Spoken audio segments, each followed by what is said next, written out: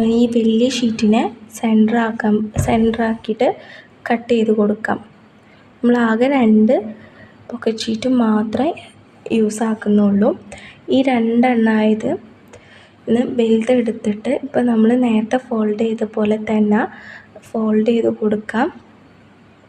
സൈഡിൽ നിന്ന് ഇപ്പുറത്തെ സൈഡിലേക്ക് ഫോൾഡ് ചെയ്ത് കൊടുത്ത് ടാപ്പ് ഇട്ടിച്ച് കൊടുക്കാം.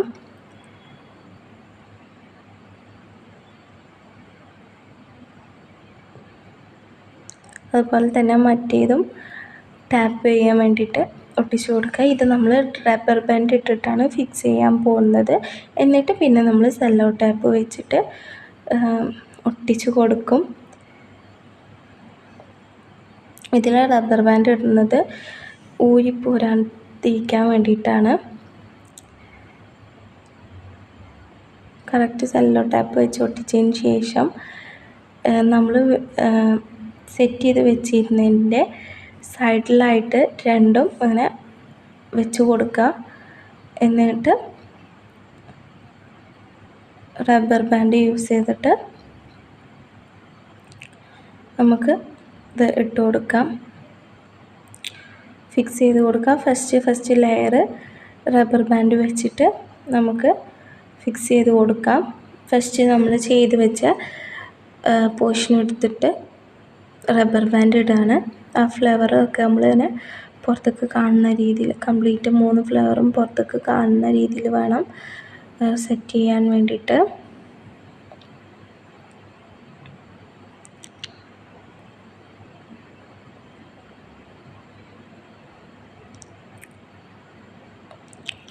ഇനി മറ്റേത് രണ്ടും വെച്ചിട്ട് റബ്ബർ ബാൻഡ് ചെയ്ത് കൊടുക്കുക തന്നെ ചെയ്യാം.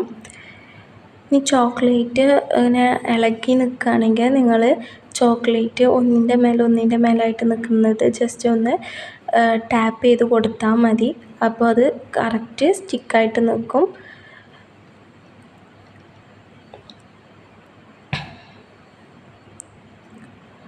നെക്സ്റ്റ് പാർട്ട് വെക്കുക. കറക്റ്റ് സൈസ് ചെയ്ത് വെച്ചതിന് ശേഷം അത് സ്റ്റിക്ക് ചെയ്ത് കൊടുക്കുകയാണ്. രണ്ടും കൂടി ഒപ്പാണ് സ്റ്റിക്ക് ചെയ്യുന്നത്. റബ്ബർ ബാൻഡ് തന്നെ ഇടുന്നത്, അതാണ് അങ്ങനെ സ്റ്റിക്ക് ചെയ്ത് കൊടുക്കുന്നത്.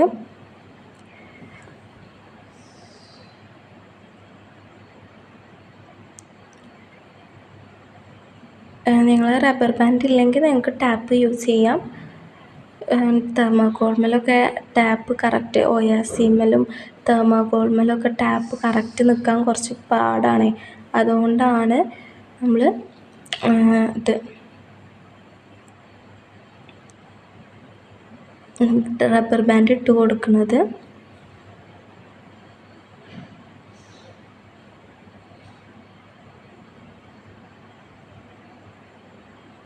റബ്ബർ ബാൻഡ് കറക്റ്റ് വെച്ചു. ഇനി നമ്മൾ ഈ ഫ്രണ്ടിലത്തെ വൈറ്റ് പോർഷന് കവർ ചെയ്യാൻ വേണ്ടിയിട്ട് ബാലൻസ് ഉള്ള ആ 4 ഷീറ്റുകളും ഇങ്ങനെ നെറി പോലെ ഇങ്ങനെ ഫോൾഡ് ചെയ്തിട്ട് ഫ്രണ്ടിൽ വെച്ചിട്ട് സ്റ്റിക്ക് ചെയ്ത് കൊടുക്കുന്നുണ്ട്.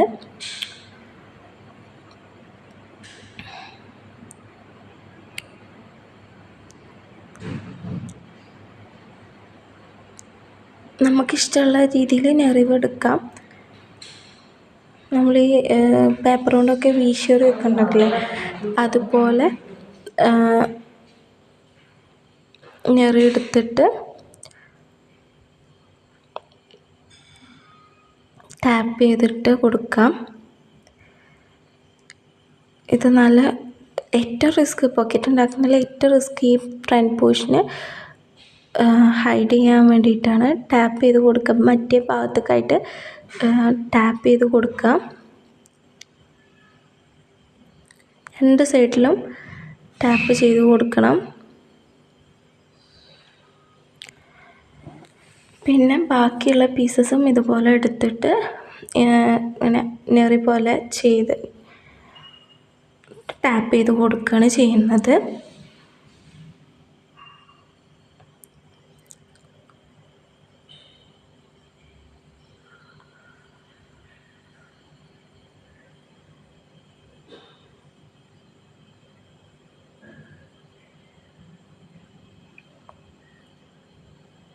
കറക്റ്റായിട്ട് തന്നെ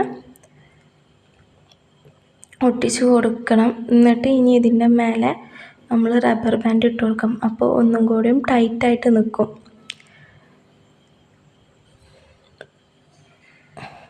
റബ്ബർ ബാൻഡ് ഇട്ട് കൊടുക്കുമ്പോൾ കറക്റ്റ് ടൈറ്റായിട്ട് നിൽക്കും.